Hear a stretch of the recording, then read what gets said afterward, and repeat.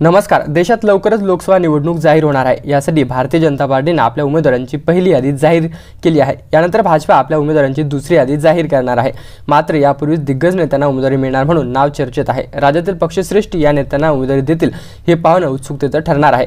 पण या चर्चेतील नावामध्ये अनेक दिग्गज चेहरे आहेत। राज्यमंत्री रावसाहेब पाटील दानवे, माजी मंत्री पंकजाताई मुंडे, प्रतापराव चिखलीकर आणि केंद्रीय राज्यमंत्री भागवत कराड अशा दिग्गज नावांचा समावेश आहे। पण पक्षश्रेष्ठ ज्या नावामुळे पक्षाला राज्यात फायदा होईल अशा नेत्यांची लोकसभेसाठी निवड करणार आहे। कारण भाजपने निवडणुकी अगोदर 400 पारचा नारा दिला आहे। 400 खासदार निवडून आणण्याचा लक्ष्य पूर्ण करण्यासाठी राज्यातील भाजप नेते प्रयत्नशील आहे। त्यामुळे दिग्गज नेते लोकसभेच्या आखाड्यात उतरवत आहे।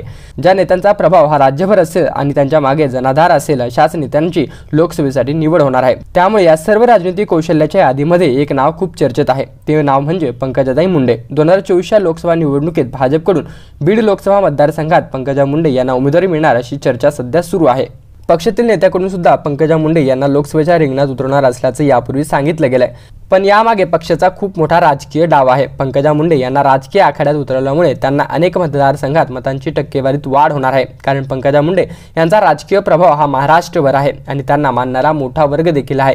त्यामुळे बीडमध्ये उमेदवारी दिली की मराठवाड्यात त्यांना सर्व जागा जिंकण्यात मदत होईल। कारण संपूर्ण मराठवाड्यात पंकजा मुंडे यांचा राजकीय प्रभाव आहे। त्यामुळे या भागातील महत्त्वाचे मतदारसंघ भाजपला सहज जिंकता येतील। यामध्ये संभाजीनगर, परभणी, हिंगोली, नांदेड अशा मतदारसंघांचा समावेश आहे।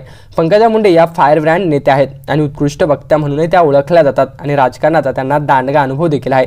त्यामुळे भारतीय जनता पार्टी त्यांना बीडमधून लोकसभेची उमेदवारी देणार आहे। अशाच राजकीय घडामोडी जाणून घेण्यासाठी आत्ताच आमच्या YouTube चॅनलला सबस्क्राईब करून समोरील घंटीचं बटन दाबायला विसरू नका।